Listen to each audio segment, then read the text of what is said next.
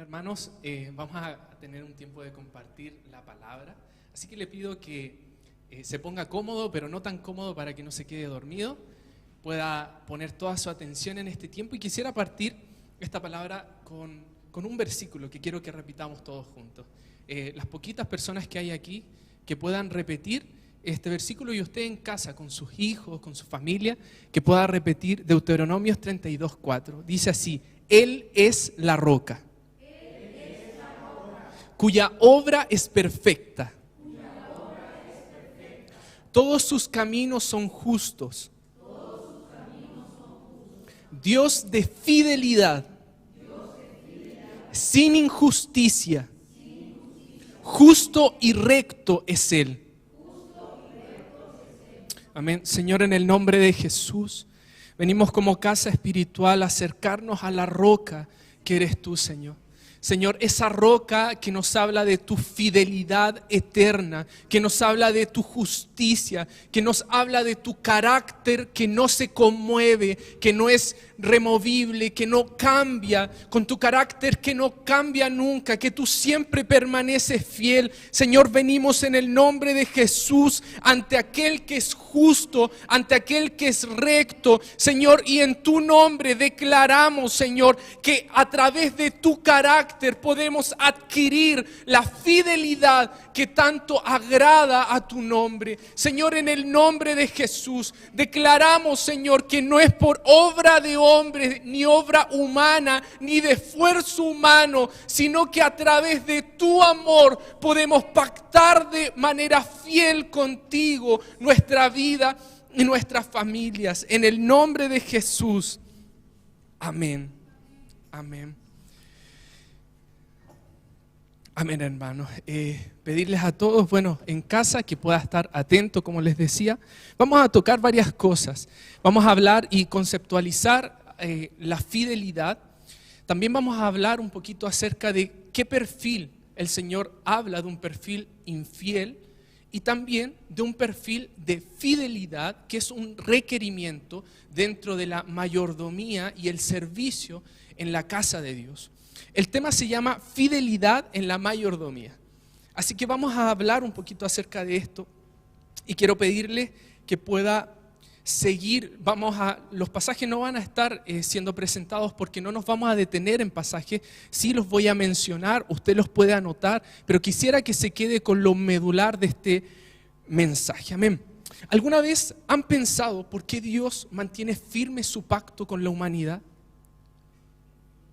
¿Alguna vez te has detenido a pensar por qué Dios, después de que el hombre se unió, por ejemplo, a los ángeles, dice que Dios le dolió en su corazón haber creado al hombre? Pero ¿por qué Dios sigue y permanece fiel a su pacto? ¿Alguna vez te has preguntado por qué Dios pasó por alto los pecados de nuestra ignorancia? ¿O por qué Cristo, hablando acerca del adulterio, dijo, y de la carta de divorcio, dijo que en el principio no era así? ¿Alguna vez te has preguntado por qué Dios insiste permanentemente en preservar a su creación? Cada una de estas preguntas se responde con una palabra que revela el carácter maravilloso y glorioso de Dios. Cada una de estas preguntas se responden a través de su fidelidad. Amados, si hoy día estamos aquí es por la fidelidad del Señor. Tenemos tanto testimonio de la fidelidad del Señor. ¿Cómo no pensar recientemente en lo que el Señor hizo con el pastor Edmundo? ¿Cómo no pensar cómo el Señor se ha mantenido fiel con la familia? ¿Cómo no pensar que el Señor ha sido fiel en este tiempo de pandemia, de guardar a su casa? ¿Cómo no pensar y levantar un testimonio de la fidelidad eterna y del amor glorioso de nuestro Padre? Porque sabes que a pesar de que nosotros nos movemos de manera infiel, Él no nos responde con infidelidad, porque no puede negarse a sí mismo, porque Dios es fidelidad. La palabra en 2 de Timoteo 2:11 dice lo siguiente: fiel es esta palabra, si morimos con Él, también viviremos con Él. Si perseveramos, también reinaremos con Él. Si lo negamos, Él también nos negará. Si somos infieles, Él permanece fiel, porque no puede negarse a sí mismo.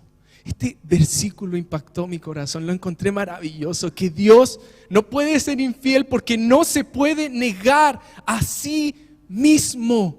Pero ¿sabes qué? Hay una frase anterior que me hizo pensar. Dice, si lo negamos, Él también nos va a negar. ¿Alguna vez el Señor te ha negado a ti? ¿Todavía no, pastora? ¿Alguna vez, hermano, tú que estás en tu casa, te ha negado el Señor? ¿Y sabes qué? Yo pensaba en esto, porque si hablamos de fidelidad es importante entender esta frase. Si lo negamos, Él también nos va a negar. Y ciertamente está hablando de un juicio final, pero si lo llevamos a la historia de Pedro, nos vamos a dar cuenta de que el Señor traza una jugada tipo ajedrez, jaque mate pastor, tremenda. ¿Por qué? Porque el Señor también es justo. Si la palabra dice que si lo negamos, Él también nos va a negar, el Señor es justo, el Señor es justo y es recto. Pero ¿sabes qué? Lo que hace el Señor, porque fíjate en Pedro, y vas a darte cuenta de algunos ejemplos de fidelidad que hay en Pedro. Pedro estaba con Jesús, iban al Monte de los Olivos, iban al Getsemaní, caminando con el Señor, venían de cantar unos himnos, gloria a Dios, y estaba Pedro con él. Y Pedro le dice, Señor, yo te voy a seguir hasta la muerte. No me importa que me metan preso, no me importa esto, yo te voy a seguir, Jesús, forever. Y estaba Pedro con ese entusiasmo, con esa intensidad que caracteriza a Pedro. Por ahí en el discipulado que tuvimos de jóvenes hablábamos de que sería como los anarquistas de ahora, ¿sí? Celote, celote. Y bien, estaba Pedro con el Señor hablándole de su fidelidad. ¿Cuántas veces nosotros le hemos dicho al Señor, no, Señor, yo contigo hasta la muerte, siempre te voy a seguir, siempre voy a estar, pero viene una pandemia y desaparece el Señor? Y viene una pandemia y viene una situación familiar y empezamos a renegar del Señor. Porque es fácil mirar a Pedro de manera externa, pero ¿sabes qué? Hay mucho de Pedro, o de Simón más bien, en nosotros, que Dios tiene que transformar a una realidad de fundamento para que sea cambiado en nosotros esa forma de ver y de vivir el Evangelio. Y estaba Pedro con el Señor, yo te voy a seguir hasta la muerte. ¿Y cuántos de nosotros no hemos hecho esas promesas? ¿Alguna vez los que tuvieron así como esas cosas que le dicen como pololeos de verano, esas cosas que le prometen el sol, la luna, las estrellas? Varios se rieron por aquí, no sé, ¿verdad? Y prometen tanto, pero no son capaces de cumplir o sustentar esa palabra. ¿Y sabes qué? La respuesta del Señor, un detalle que agrega Lucas es tremendo. Dice así: Simón, Simón, he aquí Satanás os reclamó para zarandearos como a trigo, pero yo rogué por ti para que no desfallezca tu fe. Fíjate que el Señor está hablando en pasado, yo rogué. El Señor es un maestro. Yo rogué por ti para que no desfallezca tu fe. La raíz de fe es la misma raíz que se utiliza para fidelidad. Yo rogué delante del Padre por ti para que tu fidelidad no falle. Para que lo que tú confiesas no falle.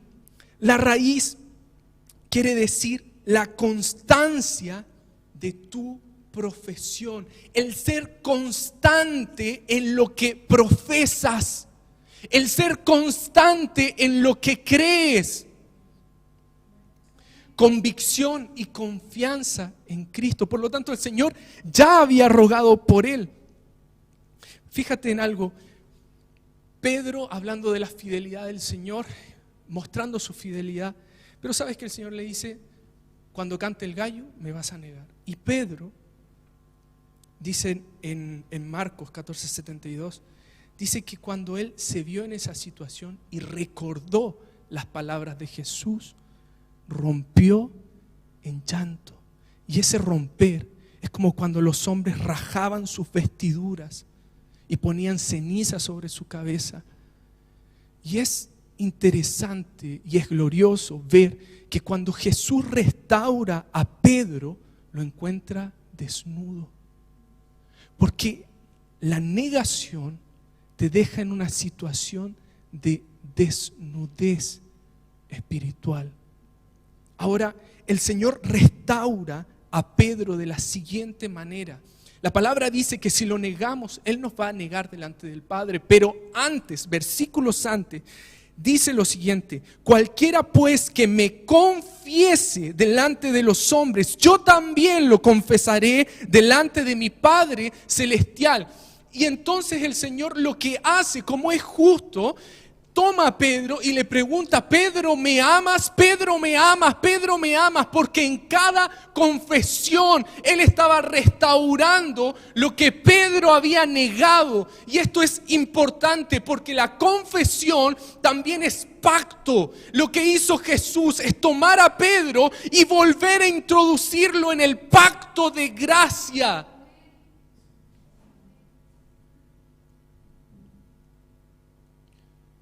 Por lo tanto, aunque haya una situación de negación, tienes que saber que el Señor se preocupó de restaurar a un Pedro que lo había negado. Así de grande es su fidelidad. Amén. Vamos a hablar un poquito del concepto de fidelidad, ¿verdad? Una de las definiciones de fidelidad es aquel que es firme y constante en sus afectos, ideas y obligaciones. ¿Quién es constante aquí en sus afectos? ¿O tendemos a fluctuar? ¿Eres constante en las ideas? ¿En tu sistema de creencia en el Señor? Dice, en sus obligaciones y que cumple con sus compromisos hacia alguien o algo. Algunos sinónimos: constante, perseverante, seguro, honrado. Y hay una frase que a mí me gustó mucho que dice: aquel que retiene lo que se le confía, aquel que retiene lo que se le confió. Y sabes que la palabra, hablando acerca del ministerio de la reconciliación, dice que el Señor nos dio, nos entregó, nos delegó, nos confió el ministerio de la reconciliación, y además nos hizo administradores de la gracia de Dios, porque el ministerio de la reconciliación debe ir de la mano de aquellos que conocen la administración de la gracia de Dios para revelar a Cristo, por medio de quien son reconciliadas todas las cosas. Pero ¿sabes qué? Y vamos a ver que parte del ministerio, un requisito es la fidelidad. Pero ¿sabes qué? Muchas veces hablamos de tantos ministerios y no hablamos tanto del ministerio que el Señor nos confió. Porque cuando la palabra habla del ministerio de la reconciliación, dice que Dios nos confió. No fue un ministerio entregado por hombre, sino fue por medio del Padre. Y a veces en la iglesia está la idea: no, yo soy del ministerio de la adoración. No, yo soy del ministerio de bandera, del ministerio de Ujieres. ¿Sabes que nosotros debemos ser expertos en el ministerio de la reconciliación? Porque hay 2 veces en la palabra que menciona que Dios nos confió algo. Y esto habla de fidelidad. Aquel que retiene lo que ha sido confiado es un ministro fiel, ¿Qué nos confió el Señor? 2 palabras aparecen en la Biblia, solamente 2, que toman el verbo, la traducción didomi, y es que nos confió el ministerio de la reconciliación. Y cuando dice que el Señor constituyó a unos apóstoles y habla de los 5 ministerios, constituir también es didomi, que es confiar. Por lo tanto, debemos ser expertos en el ministerio, en el servicio, en la diaconía de la reconciliación. Porque además la obra de los ministerios tiene como propósito perfeccionar a los santos en el ministerio, pero además traer a la unidad de la fe. Por lo tanto, cuando hablamos de fidelidad, estamos diciendo de aquel que retiene algo que se le ha confiado. Te pregunto ahora, ¿has sido más fiel en el ministerio que tú crees que es personal o has sido fiel al ministerio que Dios te ha dado? Porque Dios te confió el ministerio de la reconciliación. ¿Qué has hecho con ese ministerio?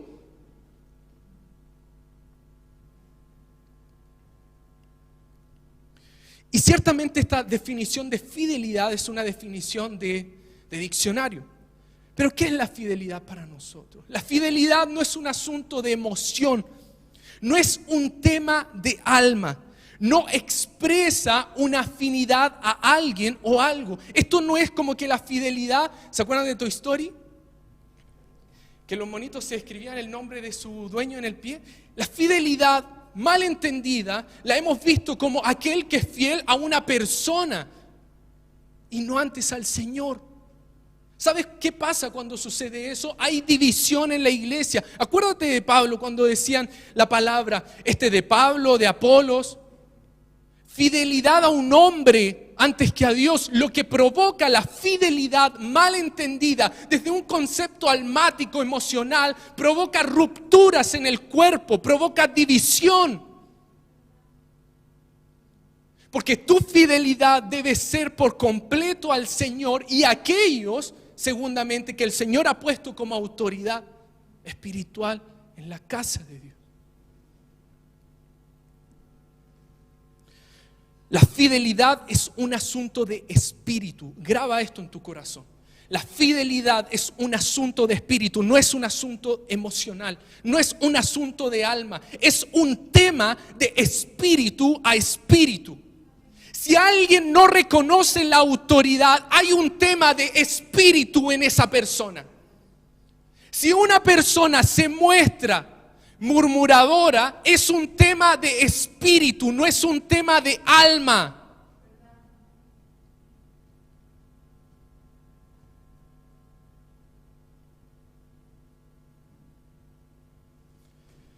Les decía que la fidelidad es un asunto de espíritu a espíritu que se expresa cuando somos impactados por el amor inagotable de Dios.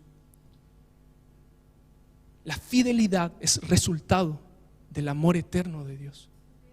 La fidelidad, amados, es el resultado del amor eterno de Dios. La palabra dice lo siguiente, que en el Señor, en Cristo, no vale la circuncisión ni la incircuncisión, sino la fe que obra por medio del amor. ¿Qué es esto? Fe, pistos, se traduce de la misma manera que fidelidad. Es decir, ¿qué vale para el Señor? La fidelidad que es energizada por el amor, porque en tus fuerzas no puedes ser fiel al Señor. Tratamos de ser fiel, pero no podemos ser fiel porque no es un asunto humano, es un asunto de espíritu, es un asunto de relación de espíritu a espíritu, es un asunto de relación con el Espíritu de Dios.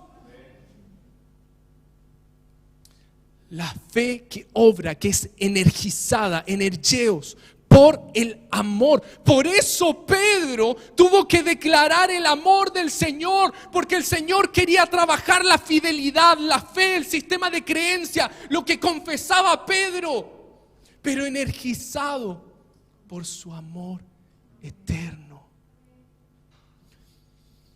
La fidelidad es el resultado de la gracia y la verdad actuando en y por medio de nosotros. La fidelidad es el resultado de estar unidos de manera indivisible al amor de Dios. La fidelidad es entender que el que comenzó la obra la va a terminar.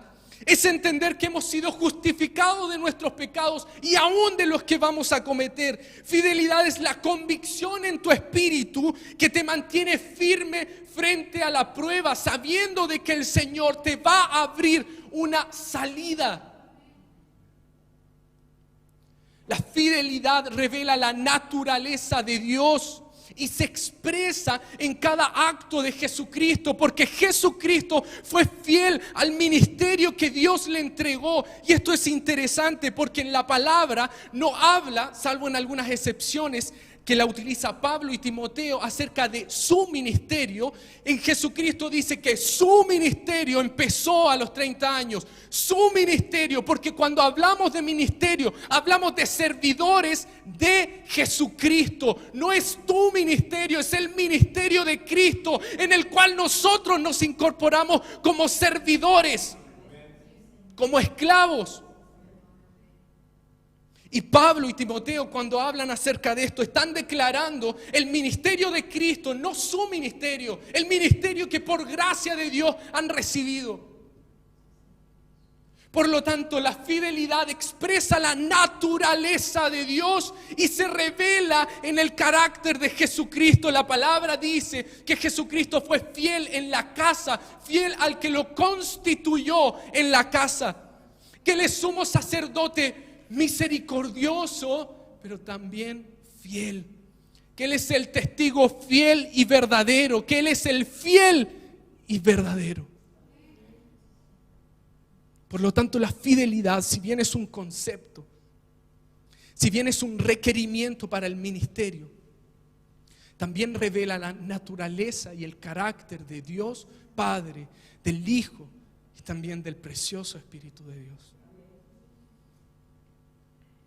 Ahora, ¿por qué estamos hablando de esto? ¿Por qué hablamos de fidelidad? Estuvimos en un tiempo de intercesión, en un tiempo de búsqueda del Señor acerca de la Pascua, del Pesaj. Y el Señor ponía en nuestros corazones una situación que se dio en el pueblo de Israel, que tenía que ver con la infidelidad específicamente. Ahora, en un tiempo de búsqueda, el Señor me preguntaba, ¿por qué celebras la Pascua? ¿Qué celebras?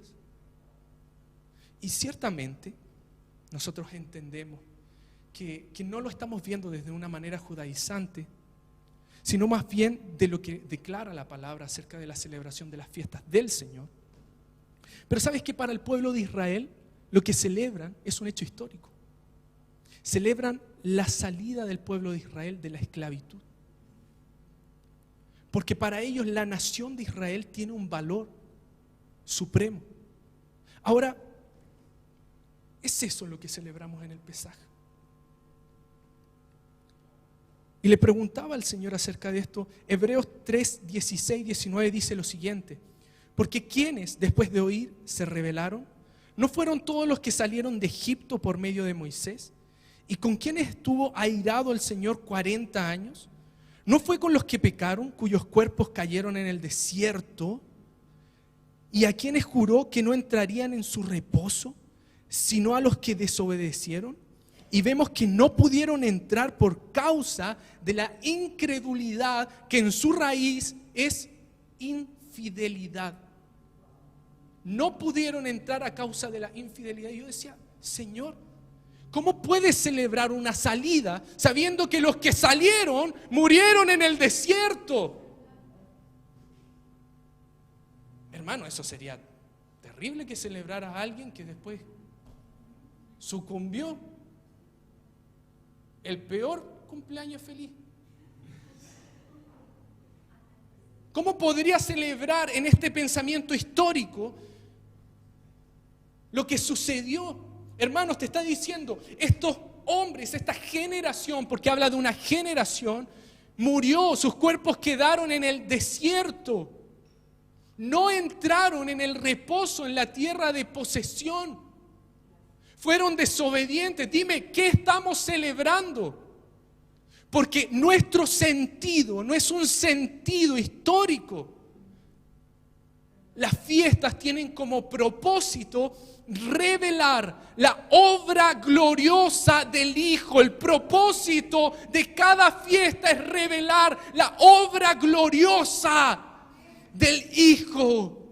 Y sabes que yo le preguntaba al Señor, le decía: Padre, háblame acerca de esto, porque entendemos que el propósito es revelar al Hijo. De principio a fin las Escrituras revelan al Hijo. Y hablo de Escrituras pensando en el Antiguo Pacto. Pero el Señor me decía lo siguiente: el propósito completo de la Pascua es, primero, la liberación del Hijo primogénito por medio del unigénito. Segundo, la constitución del Hijo en el servicio, en lo cual es clave la fidelidad. Tercero, el posicionamiento del Hijo en la heredad que es Cristo, esto es, entrar en el reposo, que también es Cristo. Les resumo: la liberación del Hijo primogénito por el unigénito, su constitución en el servicio de la casa de Dios, y tercero, su posicionamiento en la tierra de su heredad, que es Cristo, que es la tierra o el lugar de reposo. ¿Por qué digo esto? Porque la palabra dice, y ustedes lo pueden buscar en Éxodo 4, 22, 23 y en Oseas 11, 1, declara el Señor: dile a Faraón lo siguiente: deja ir a mi hijo. ¿Para qué? ¿Para qué? Un propósito, para que me sirva. Deja ir a mi hijo para que me sirva, porque el Señor miraba a todo ese pueblo esclavo y veía en esa esclavitud al Hijo. Miraba a ese pueblo que gemía por la opresión del sistema egipcio, y el Señor miraba al Hijo. Porque el Señor, cuando te miró en tu esclavitud, en tus pecados, en tus situaciones, en nuestras transgresiones, estaba mirando al Hijo que había en ti.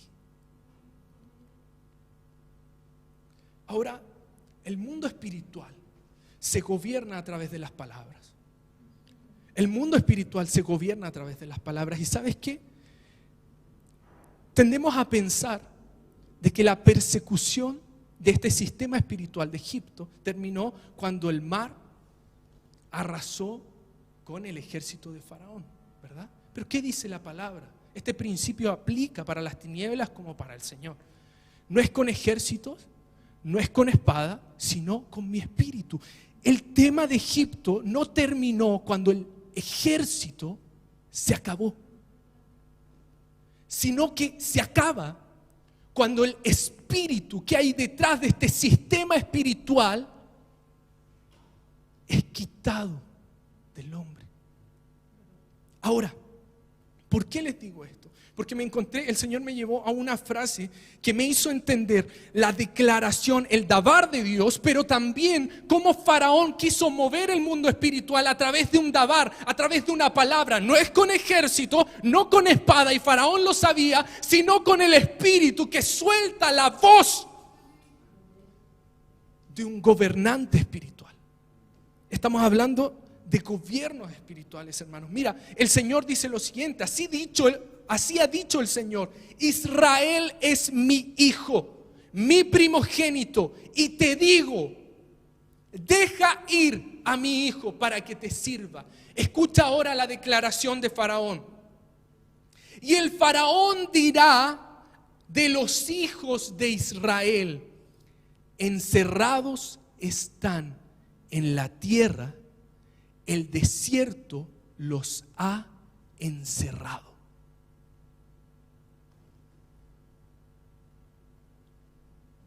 Ahora te explicas por qué el pueblo de Israel quedó encerrado en el desierto. Estaba operando el espíritu que fue soltado en el pueblo de Israel. No era solamente una operación de mente. Muchos hemos escuchado que el pueblo de Israel no hizo metanoia, no transformó su mente, pero no es un asunto de mente solamente. Es un asunto del espíritu que opera en la mentalidad de una generación. No es un asunto de repetición, no es un asunto de meterse la palabra. Es un asunto del espíritu que opera en la mentalidad de una generación. Les decía hace unos segundos que la fidelidad es un asunto de espíritu. ¿Sabes lo que dice el Señor acerca de esta generación? Salmo 78:8 declara lo siguiente: y no fueron como sus padres, generación, porque no fue una persona, generación contumaz y rebelde, generación que no dispuso su corazón ni su espíritu fue fiel para con el Señor. Su espíritu no fue fiel para con el Señor. Ahora, tratemos de entender esto. La palabra en Malaquías 2:16 dice: guardaos pues vuestro espíritu y no seáis infieles. ¿Por qué hablamos de fidelidad e infidelidad, que es un asunto de espíritu? Amados, cuando nosotros dejamos de ver la imagen del Dios invisible que es Cristo, construimos imágenes, levantamos imágenes. Cuando dejas de ver aquel que es la imagen del Dios invisible, cuando dejamos de ver aquel que es el autor y consumador de la fe, lo que hacemos en nuestra versión almática, terrenal, es levantar imágenes porque algo tenemos que ver.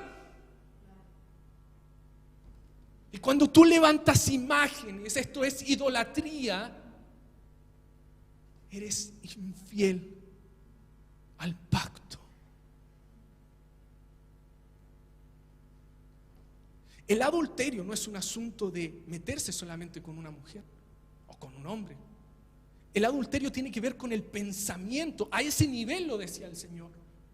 Y el pensamiento te está hablando de una imagen. Cuando el Señor dice que esta generación, su espíritu no fue fiel, fue porque ellos, además de todo lo mencionado, levantaron imágenes. Hermanos, y esto no lo veas, por favor, no lo veas como si estuviese contando una historia del pasado. Porque cuántas veces nosotros dejamos de ver aquel que es la imagen del Dios invisible. Cuántas veces se nos velan los ojos y queremos levantar imágenes, muletas, para sustentarnos.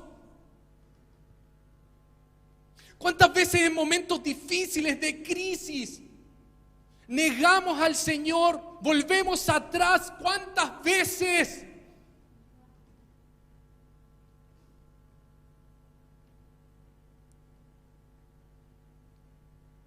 Por lo tanto, la infidelidad y la fidelidad es un asunto de tu espíritu, amado. Es una contaminación, como lo menciona la palabra, de espíritu. Ahora, ¿qué dice el Señor acerca de esta generación? El Señor me decía que buscara las características de esta generación.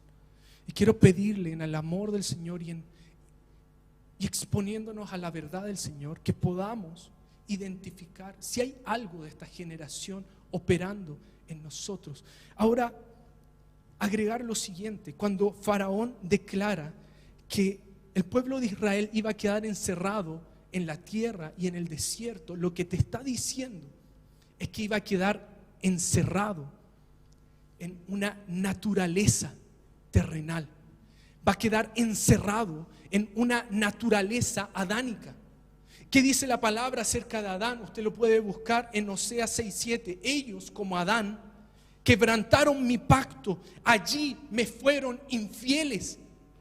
La infidelidad tiene que ver con que en la naturaleza de Adán ya se había quebrantado el pacto.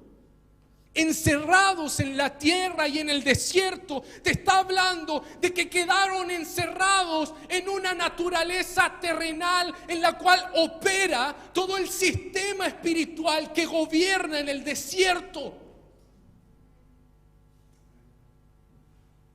Ahora, lo glorioso, como el Señor siempre es fiel, preservó unos poquitos. Y vamos a hablar del perfil de esos poquitos, porque la verdad, no siempre son los muchos los fieles. No siempre son los muchos. Pero el Señor siempre preserva su genética. Siempre preserva su esencia.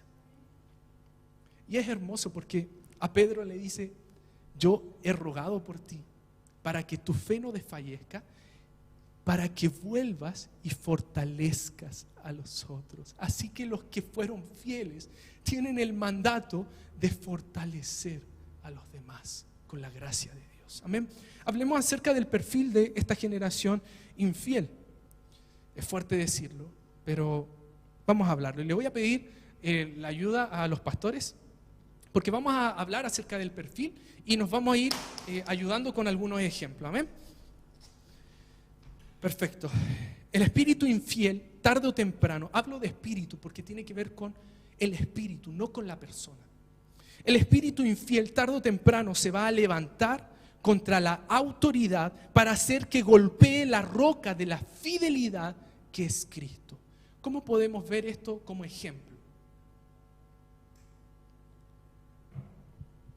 Les repito el principio: el espíritu infiel tarde o temprano se va a levantar contra la autoridad para hacer que golpee la roca de la fidelidad que es Cristo. Y yo quiero añadir, antes de contestar esa pregunta, a lo que tú hablabas, en la parte que mencionaste del espíritu, porque esa generación tiene una incapacidad para ser fiel, porque está con una semilla de infidelidad dentro de sí. Y esto me hace recordar las palabras de David, que también podemos decir que es una generación antes de Cristo.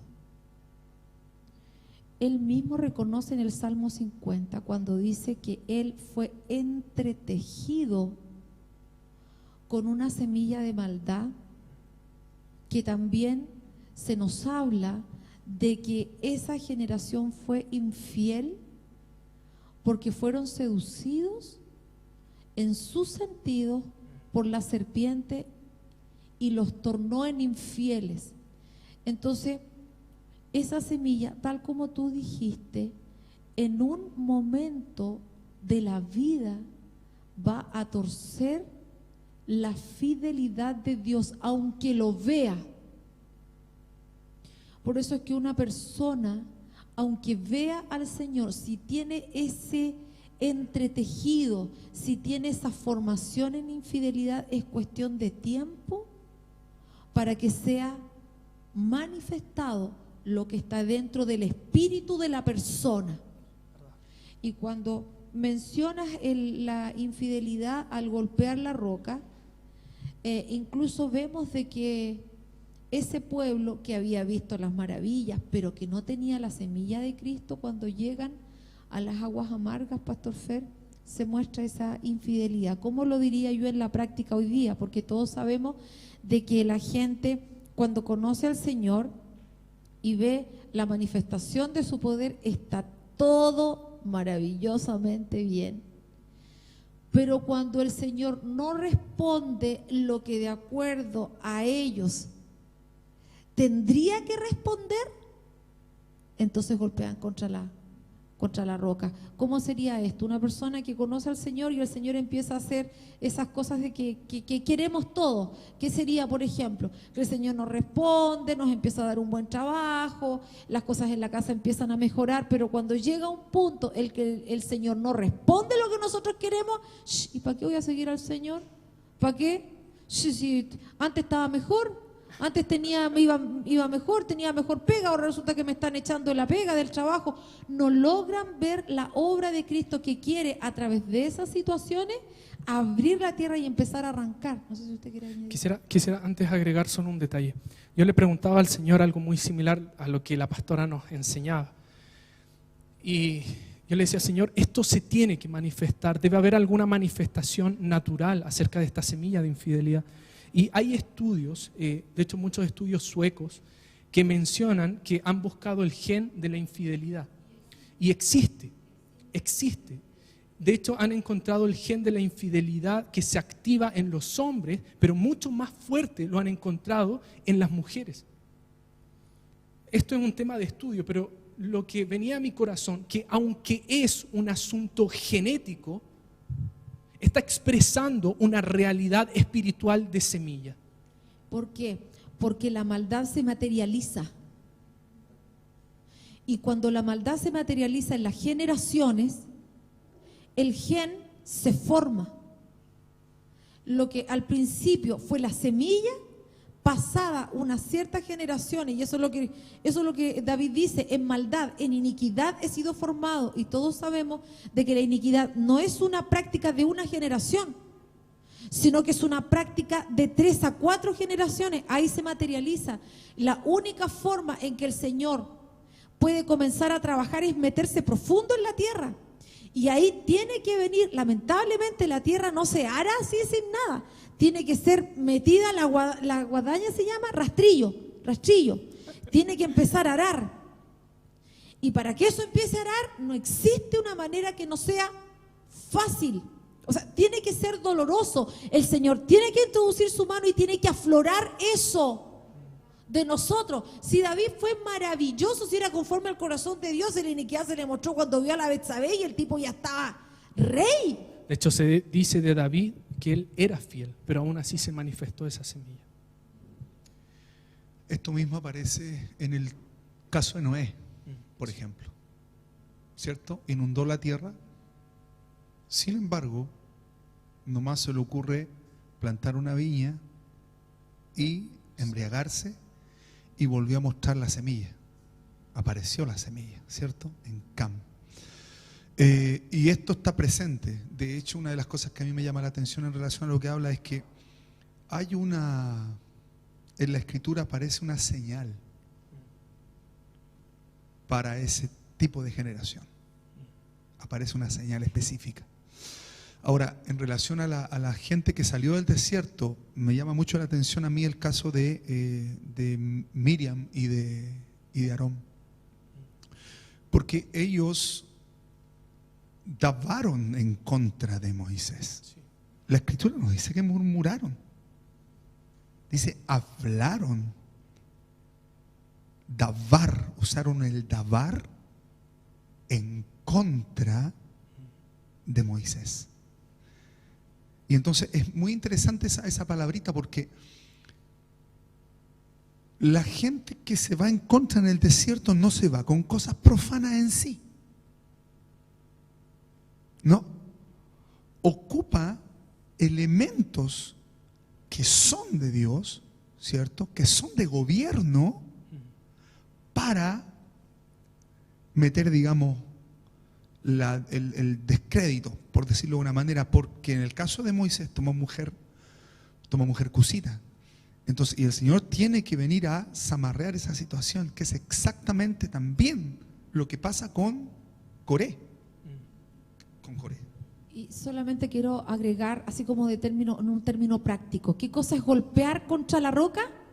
Culpar al Señor de las cosas malas que tengo. Eso es golpear la roca en un término práctico, digamos. Como yo me voy contra la roca, es que lo malo que me pasó es culpa del Señor. El Señor tiene la culpa, el Señor es el responsable, indistintamente de que las cosas no tengan nada que ver. A veces las situaciones que uno vive son resultado de lo que uno hace, pero no. Uno acusa a la roca. Ahí estoy dando golpe contra la roca. Y lo acusa en forma consciente o inconsciente. Y esa manera se propaga. Y el punto es que genera ira en este caso, Moisés. Mueve a ira, en este caso, a la autoridad. ¿Por qué? Porque se manifiesta esto. Y esta cosa a veces es abierta o a veces es muy sutil. Es muy sutil. Y que en el fondo termina embaucando a todo por decirlo, contagia. ¿Sí? Es delicado hablar acerca de esto, pero quiero que lo tomemos con madurez. Uno de los ejemplos que nosotros, porque la roca ciertamente es Cristo, pero también hay figuras de autoridades y a veces hay acusación. Por ejemplo, un caso que sucedió en nuestro discipulado. Hubo un proceso de consejería, de dirección, y según la persona, esto no fue adecuado y nos acusó de que el error que ella había vivido había sido culpa del consejo. Revisando toda su historia nos damos cuenta de que, y juzgando también un poco la situación, nos damos cuenta de que en verdad es un proceso que es cíclico en ella. ¿Por qué? Porque en el desierto se viven ciclos constantes. Ahora, esto es bidireccional porque no solamente tiene que ver con golpear la roca, sino que también genera una situación a nivel de la autoridad. Y en eso debemos ser cuidadosos porque el Señor te pone pastores conforme a tu corazón. No te va a poner a cualquier persona. Tenemos tanta delicadeza de tratar lo que el Señor nos ha entregado, que oramos para saber quién puede administrar o aconsejar su vida. ¿Y sabes qué? ¿Por qué les digo que esto es delicado? Porque es bidireccional. Resultado, Moisés no entró en la tierra. Ahora, ciertamente el Señor es fiel y es misericordioso y abre un nuevo día de reposo. Segundo punto, el espíritu infiel tiene su vista velada del sustento, cuidado y provisión. Ese es entendible. El espíritu infiel se manifiesta en un corazón rebelde y contumaz. No hay mucho que decir, eso es entendible para todos. Los de espíritu infiel no poseen, no alcanzan su herencia, no entran en el reposo. Los de espíritu infiel operan desde la naturaleza terrenal y son influenciados por el ambiente espiritual del desierto. Los de espíritu infiel operan por medio de la murmuración. No sé si quieren agregar algo acerca de esos puntos, pastores.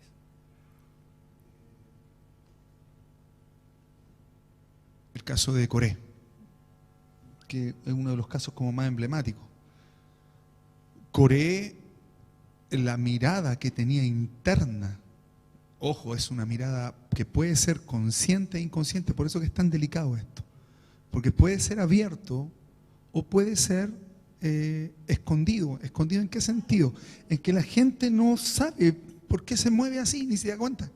Es tan natural, esa parte funciona en piloto automático en las personas, no se dan cuenta. Sin embargo, la posición de Coré es decir, todos somos santos. La pregunta es, ¿estaba diciendo algo incorrecto?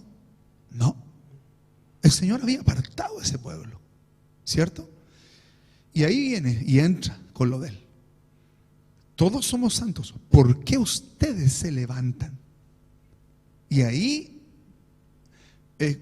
digamos, se manifiesta, digamos, yo diría, esta mordida, ¿cierto? Que está intrínseca en él, al punto de confrontar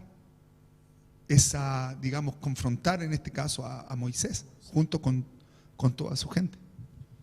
Yo solamente quiero añadir a esto de la murmuración, es que el Señor opera poniendo autoridad en una forma contraria a nuestra manera temporal. Porque el Señor no pone, por ejemplo, puede o no puede hacerlo, pero Él no pone, por ejemplo, a un músico experto a cargo de la adoración. Porque eso para Él es irrelevante. Lo que para Él es relevante es la esencia de Cristo que está en esa persona. Entonces, yo que soy músico, yo que estudié, y si no tengo el espíritu humilde y enseñable, yo me voy a ir en contra de eso, porque de acuerdo a mi concepto natural, el que tiene que ser posicionado es o el que tiene más estudio, o el que tiene más capacidad y no un tartamudo que necesita un traductor Aarón. ¿Verdad? Menos todavía un viejo, disculpen, no estoy siendo ofensiva, sino que quiero entender el concepto, un viejo que arrastra las patas. Este va a guiar a todos nosotros si este viejo no sabe ni de tecnología. El que sabe tecnología soy yo.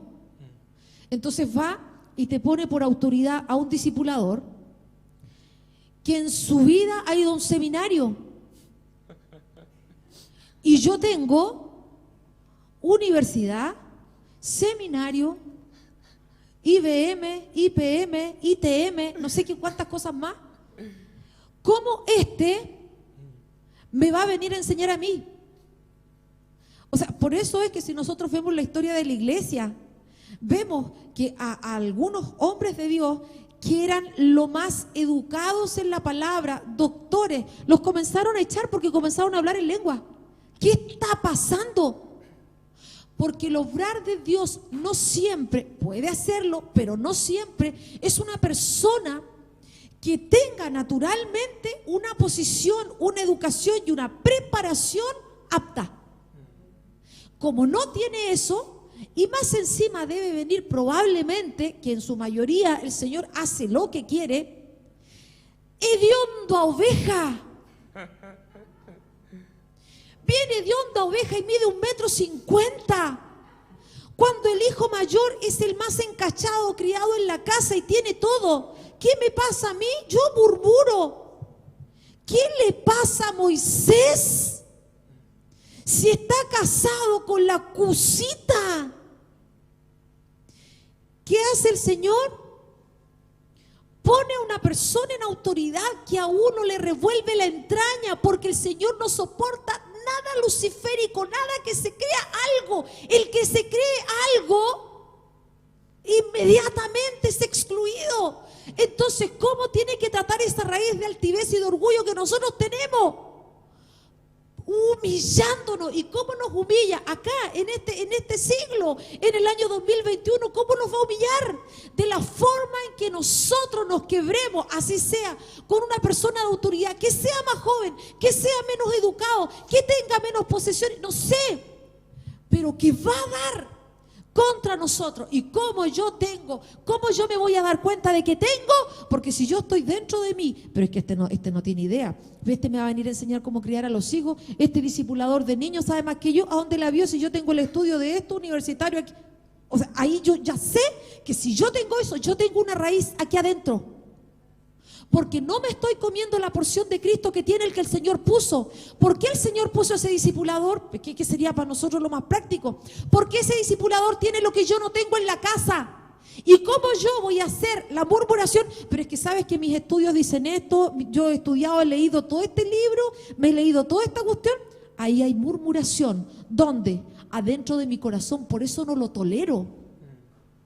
Esa es la muestra más grande, que me venga a enseñar uno que tiene enseñanza media y yo que tengo posgrado y me acabo de licenciar como licenciado en lo que sea.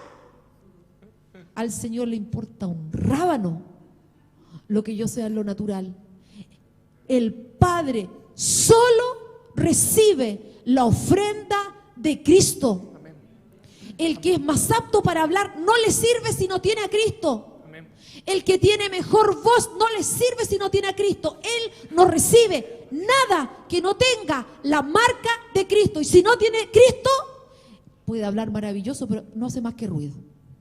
Amén. Amén. Amén, hermanos. Bueno, dimos 6 características de esta generación. Hablamos de generación porque es el espíritu que opera en una generación. Amén. No solamente en una persona. Estos gobiernos espirituales no buscan operar en una persona, buscan operar en la generación. Jesucristo también juzgó a la generación o al espíritu que se movía en la generación de su tiempo. Y el Señor nos está llevando a poder examinar este gen, por así decirlo, este espíritu de infidelidad que tiene diversas manifestaciones. Amén. Pero lo que quiero colocar también en sus corazones es el perfil de un siervo fiel. El perfil el carácter de un siervo fiel que reconoce autoridad, que sabe quién es por medio de Cristo y que está unido a Él de manera indivisible.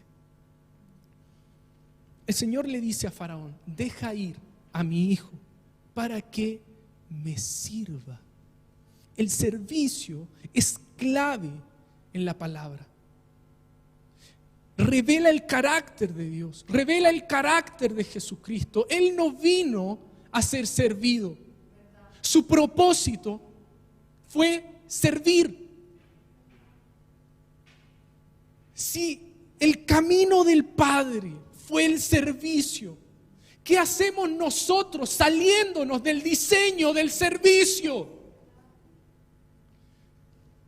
Si nosotros somos los del camino, porque a los cristianos se les decía primeramente, antes de decirle cristiano, se les llamaba los del camino. ¿Por qué? Porque iban en el camino junto al maestro, comiéndose el polvo del maestro, reflejando la imagen del maestro. ¿Qué hacemos saliéndonos del servicio cuando el maestro vino a servir y no a ser servido? Pero tenemos gente que viene a la mesa del Señor no a servir, sino que vengan y sírvanme la comida. Y son aquellos que han engordado como Jesurum, pero el Señor se encarga de juzgar y de ordenar la casa de Dios.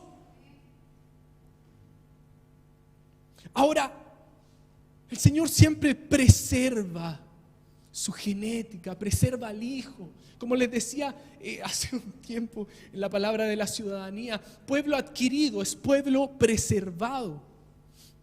¿Qué preservó? El Señor preservó a Josué y a Caleb. ¿Qué características tenían? De Caleb se dice que él tenía un espíritu distinto. La fidelidad es un asunto de espíritu, pero Caleb pudo entrar porque su espíritu era distinto. No se había contaminado con esa semilla de infidelidad. Y hay que ser perro para arrebatar lo que el Señor tiene para tu vida.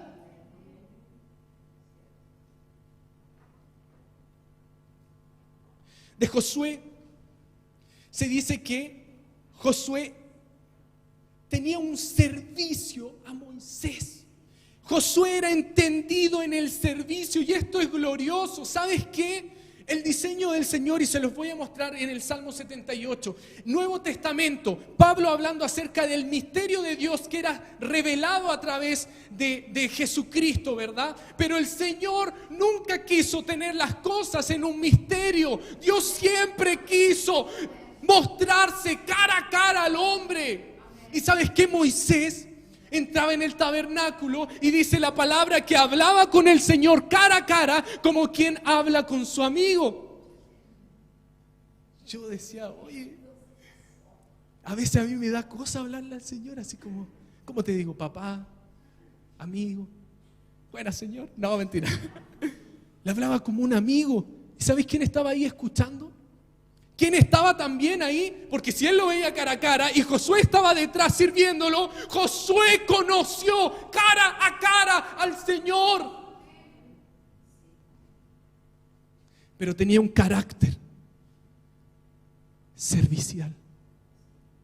Ahora, ¿qué dice la palabra? 1 Corintios 4:1 declara lo siguiente: así considérese todo hombre como servidores de Cristo y administradores de los misterios de Dios. Ahora bien, se requiere, requisito casi excluyente, de los administradores que cada uno sea hallado fiel. Esto es como que si fueras a una entrevista de trabajo, te preparas, muestras tu mejor versión. Yo me acuerdo cuando empecé a buscar trabajo, tenía currículum para 8 áreas, porque mi trabajo tiene varias áreas. Y uno, claro, intenta así como arreglarse, un poquito viene recién saliendo, no tiene mucho brillo, arreglar la cosa ahí. Es como si fueras delante del Señor. te pone solo un requisito: sé fiel. Sé fiel. Ahora, servidores de Cristo. Hay dos palabras que hablan del servicio: la diaconía, y la segunda, que quiere decir que es juperetes. El juperete, que tanto le gusta a mi papá enseñarlo, quiere decir remero. Considérense todos ustedes remeros de Cristo. ¿Qué es esto? El remero era el que iba en el barco, ¿verdad? Y como los tipos iban remando, tenían un hoyito, estoy diciendo la misma historia de mi papá, tenían un hoyito en la tabla donde se sentaban, y el juperete iba a la barca, ponía el tarrito, le sacaba la caquita y la llevaba a algún lugar. ¡Qué hermoso ministerio! ¡Qué glorioso ministerio! Porque a veces nos gusta mucho estar en los lugares donde sí hay reconocimiento, pero no entendemos que una característica de aquel que es que es fiel en lo poco y no considera poco lo poco. No consideras poco sacar el excremento, no consideras poco limpiar los baños, no consideras poco estar en transmisión, no consideras poco venir a limpiar la congregación. Porque todo lo que hacemos, lo hacemos para la gloria de God, como diría mi papá. Y cuando tienes ese entendimiento, tienes un corazón de servicio. Me acordaba, un tiempo hubo una convocatoria gigante acá y era como un poco más elitista la cosa, no era para todos. Y bueno, era una convocatoria casi que mundial, que venían las supereminencias mundiales, y yo, Señor, yo quiero estar, pero no podía estar. Señor, ¿qué hago? Estamos inscribiendo a los hermanos para que vengan a limpiar los baños. Mándenme a mí. ¿Qué baño quiere usted? El de ahí, donde se escucha la palabra. Y me inscribí, tal cual un juperete, limpiando los baños, pero con la oreja así, para. Seamos juperetes, hermano. Seamos servidores. Ahora, ¿por qué es importante el servicio? Porque el Señor escoge hombres fieles. Te voy a decir esto. El Señor escoge hombres y mujeres fieles. Te voy a dar una lista. David, dice la palabra, anduvo delante del Señor con fidelidad, justicia y rectitud de corazón. Moisés fue fiel entre toda la casa. Daniel, no podían hallar ningún defecto ni corrupción en él, porque él era fiel. Pablo daba gracias al Señor porque lo tuvo por fiel para ponerlo en el ministerio. Timoteo es hijo amado y fiel en el Señor. Tíquico, aquí hay unos nombres que yo ni conocía. Efesios 6, hermano amado y fiel ministro del Señor. Epafras, consiervo amado, quien es fiel ministro del Señor. Yo sí que me lo perdí. Onésimo, fiel y amado hermano. Tiene que haber alguien en la congregación que se llame Onésimo, si son nombres cristianos. Y el más excelente de todos, Cristo, sumo sacerdote misericordioso y fiel en lo que a Dios se refiere. Jesús el Mesías, el testigo fiel. Dios escogió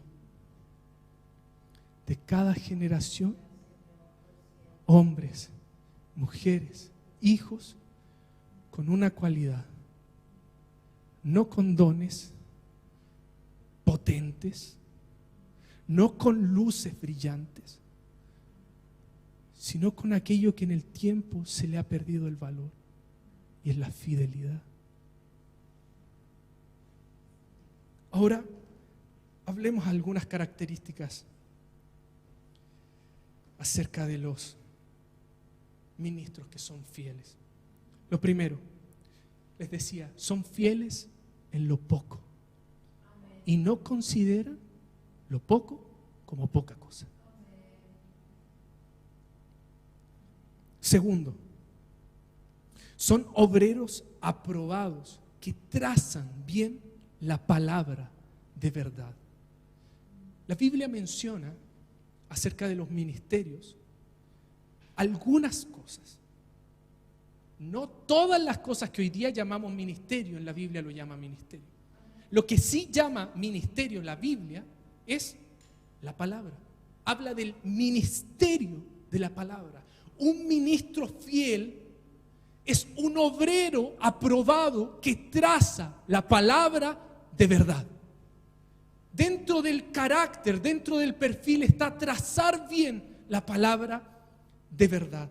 Tercero, han muerto por completo al yo, reconociéndose como esclavos de Cristo.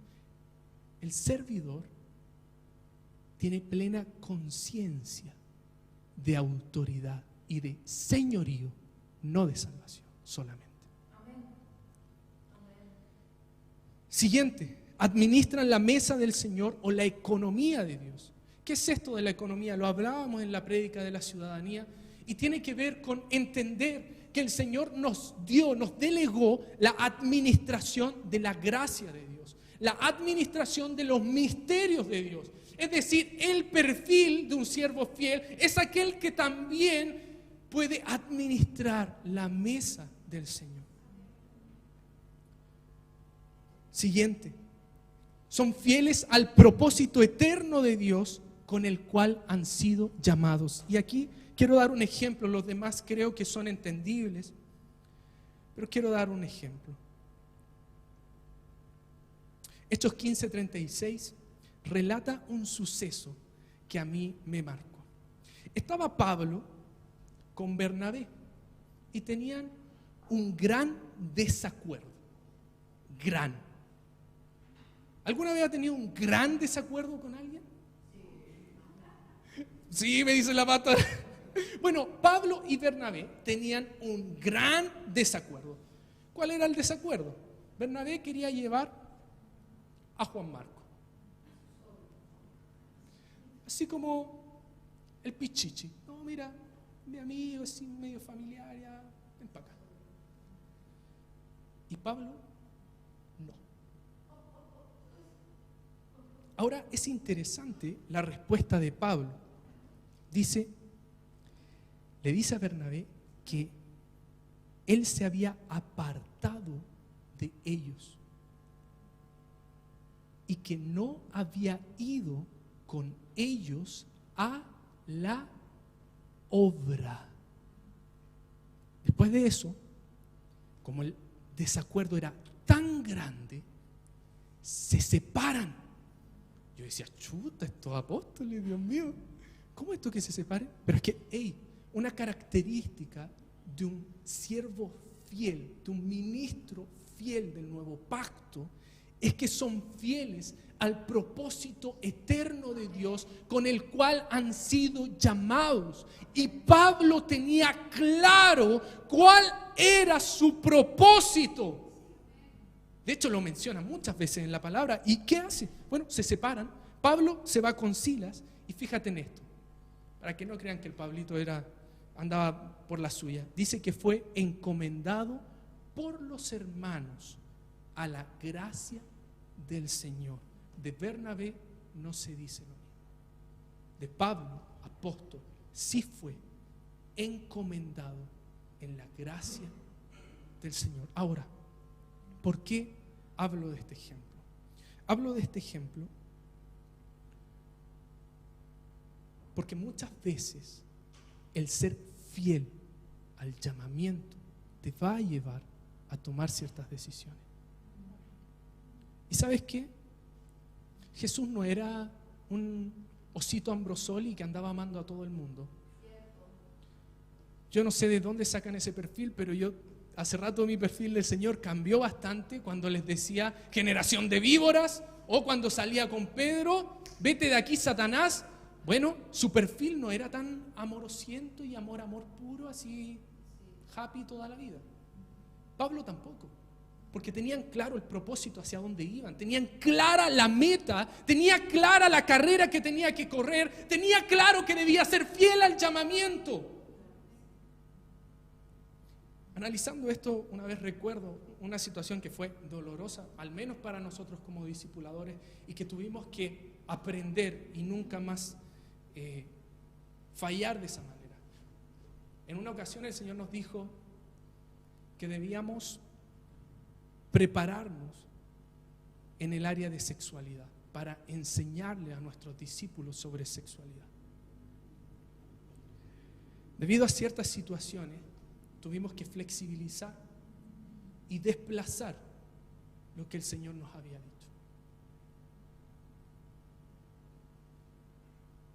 Semanas después, hubo una situación muy grave con una persona de nuestro discipulado. Y el resultado fue que salió de la congregación. ¿Sabes qué? Eso golpeó mi corazón de una manera tremenda. Y entendí a Pablo. Entendí que cuando el Señor te dice algo, debes sujetarlo y hacerlo. Con la gracia del Señor, hoy día el curso de sexualidad se está llevando a cabo, se está organizando, se está terminando. Pero quiero dejarte esto. Un siervo fiel es fiel a la palabra del Señor. Es fiel al llamamiento con el cual ha sido llamado. Recuerdo otra situación. Íbamos a viajar con mi esposa y íbamos a viajar un viernes. Entonces yo le dije, no amor, nuestro llamamiento es estar en la congregación, estar. Así que no viajamos el viernes, viajamos el domingo después de la prédica. Perdón, después de la adoración. Ya, listo. Ministro fiel decía, no, fidelidad, fidelidad. Terminó la adoración, ya mi amor, vamos. Lunes subsiguiente, citación de nuestra amadísima pastora Anita. Quiero saber dónde estabas el domingo, porque yo te estaba buscando, necesitaba algo y tú no estabas. ¿De vacaciones? No quiero nunca más, Sebastián, nunca más. Y yo, ¿sabe qué, hermano? No, hace rato no me retaban. Hace rato yo me estaba portando bien, como hijo bueno. Tremendo charchazo. Pero es que debemos entender a qué hemos sido llamados. ¿Qué hace el Sebastián saliéndose en medio de la adoración? Aprende, cabrón. Hermanos, debemos ser fieles al llamamiento del Señor. Quisiera terminar con el mismo versículo que comenzamos esta parte.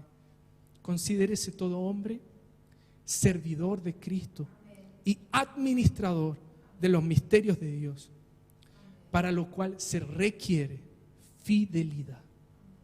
Vamos a orar y lo más probable es que el Señor pueda hablar a su corazón. Sea obediente a la voz del Señor. Amén. Se puede poner de pie donde usted está. Sea parte de este tiempo espiritual. Deje la cocina un ratito. Bájele el fuego a la olla. Déjenlo asado un ratito. Y conéctese un segundo en este tiempo de oración.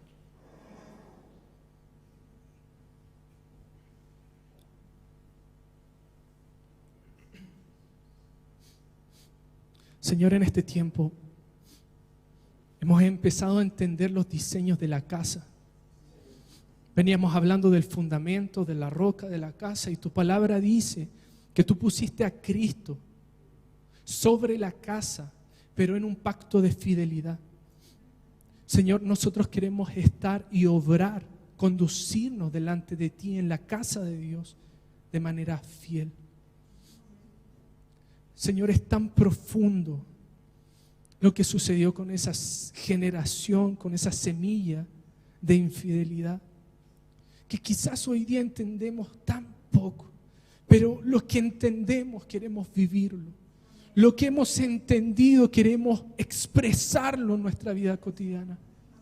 Señor, que cada punto, que cada cosa que se ha expresado en este tiempo, Señor, pueda ser tomado por tu Espíritu y pueda ser introducido, Señor, en buena tierra para que dé un fruto abundante.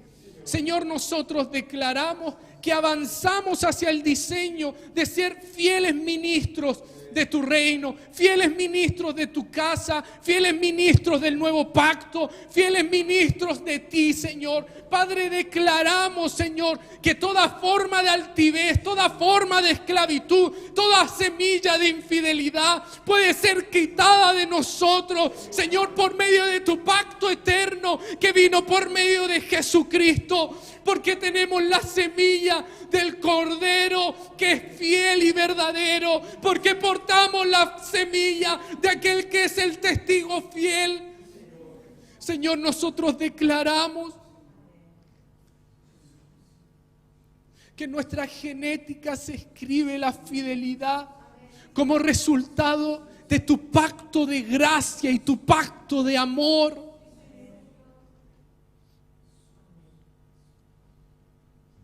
Que tu amor energice en tu casa la fidelidad y la fe en todo tiempo. En el nombre de tu Hijo amado, del unigénito de Dios, del primogénito de toda la creación, de la imagen del Dios invisible, del Cordero Santo, en el nombre del testigo fiel, en el nombre de la roca, Señor, declaramos que tú traes este carácter y esta sustancia tuya a tus hijos, Señor, en el nombre poderoso de Jesús. Amén.